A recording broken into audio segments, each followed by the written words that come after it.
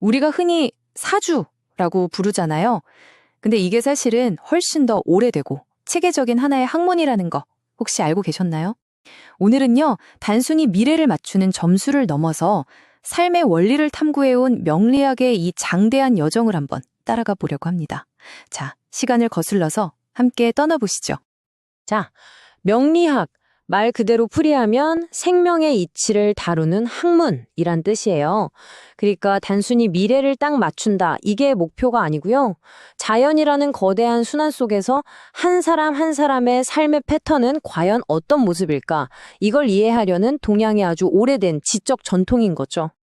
아니, 그럼 이렇게 깊이 있는 학문이 대체 언제, 어디서, 또 어떻게 시작된 걸까요? 이 질문을 따라서 그 뿌리를 한번 찾아가 보겠습니다. 명리학의 시작은요, 정말 아득한 옛날로 가야 합니다. 바로 중국 주나라 시대의 전설적인 인물, 낙록자와 귀곡자에게서 그 기원을 찾는데요. 청나라 시대 문헌을 보면 이분들이 명리학의 시조라고 딱 명시가 되어 있어요. 무려 2300년이 넘는 역사입니다. 이게 그냥 숫자가 아니죠. 이 긴 시간은 명리학이 잠깐 반짝하고 사라지는 유행이 아니라 수많은 세월 동안 수많은 지성인들에 의해서 계속 다듬어지고 발전해온 정말 깊이 있는 고대의 지적 유산이라는 걸 보여주는 겁니다. 자, 그럼 이제부터는 명리학의 핵심 개념들이 수백 년에 걸쳐서 어떻게 하나로 합쳐졌는지 그 과정을 한번 살펴볼게요.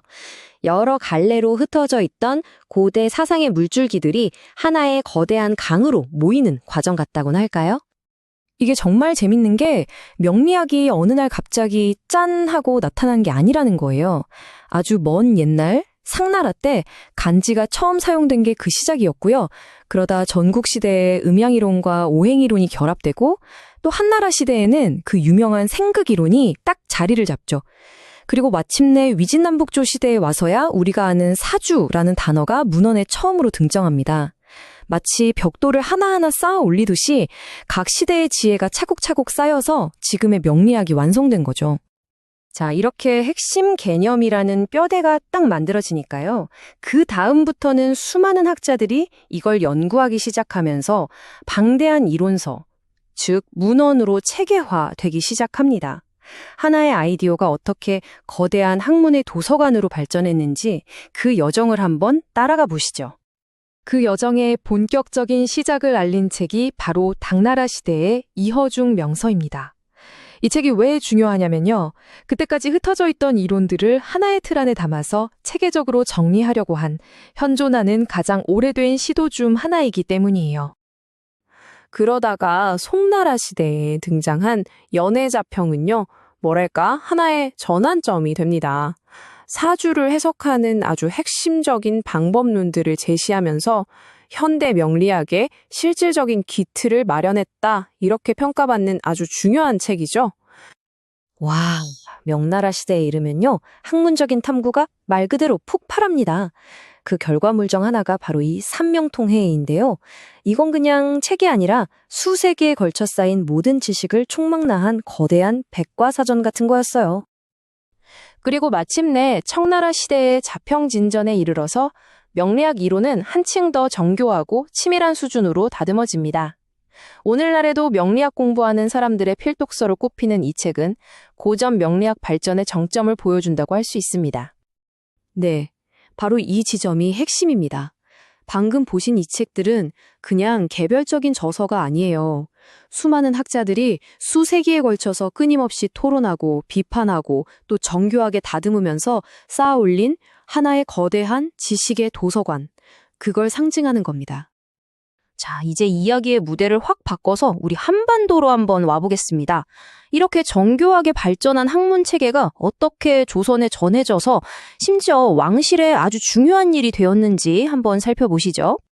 조선왕조실록에 나오는 정말 드라마 같은 한 장면인데요. 훗날 조선의 3대 왕, 태종이 되는 이방원의 사주를 본 문성이윤이라는 사람이 그의 어머니에게 이렇게 말했다고 합니다. 한 나라의 미래가 걸린 왕의 운명을 논할 만큼 명리학이 국가적으로 얼마나 중요하게 다뤄졌는지 단적으로 보여주는 대목이죠. 근데 이게 그냥 왕 한 명의 운명을 봐주는 데서 그치지 않았어요. 조선은요, 나라를 세운 첫 해부터 아예 과거 시험에 음양과라는 과목을 만들어서 명리학 전문가를 국가 관리로 채용했습니다. 놀라운 건 이 제도가 무려 300년 이상이나 유지됐다는 거예요. 이건 명리학이 그냥 개인의 기룡화복을 보는 걸 넘어서서 국가 운영에 필요한 공식적인 학문으로 인정받았다는 뜻입니다. 와, 그럼 이렇게 역사도 깊고 내용도 방대한 학문을 만약 지금 공부한다면 도대체 어떤 책부터 봐야 할까요? 그 수많은 고전들 중에서 말이죠. 수많은 책들 중에서도 전문가들이 이것만은 꼭 봐야 한다고 꼽는 필독서 3대장이 있습니다. 바로 자평진전, 궁통보감, 그리고 적천수. 이 학문을 깊이 있게 탐구하려는 사람이라면 누구나 가장 먼저 거쳐가야 할 그런 책들이죠. 다시 한번 머릿속에 정리해 볼까요? 맨 처음 이허중 명서가 흩어져 있던 초기 이론들을 싹 모아서 체계를 잡았고 연해자평이 오늘날 우리가 쓰는 현대 명리학의 기초를 다졌습니다. 그리고 삼명통회는 그야말로 고대 이론부터 당시의 새로운 이론까지 총망라한 거대한 백과사전 역할을 했죠. 보시다시피 각 고전들은 명리학이라는 풍부하고 또 명확하게 문서화된 지적 역사 속에서 하나의 튼튼한 기둥 역할을 하고 있는 겁니다. 결국 오늘 우리가 함께 살펴본 건 바로 이겁니다. 명리학은 단순히 미래를 예측하는 도구가 아니라는 것. 고대 철학에서 시작해서 수많은 학자들의 손을 거쳐 정교한 학문으로 발전한 2300년 역사의 사상체계이자 우리 삶의 패턴을 탐구하는 거대한 지식의 도서관이라는 사실입니다. 마지막으로 이 질문을 한번 던져보고 싶네요. 시대를 막론하고 동서양을 막론하고 이렇게 삶의 법칙과 패턴을 이해하고 싶어 했던 우리 인간의 길고 끊임없는 열망은 과연 우리 자신에 대해서 무엇을 말해주고 있는 걸까요? 이 질문을 곱씹어 보시면서 이번 설명을 마치겠습니다.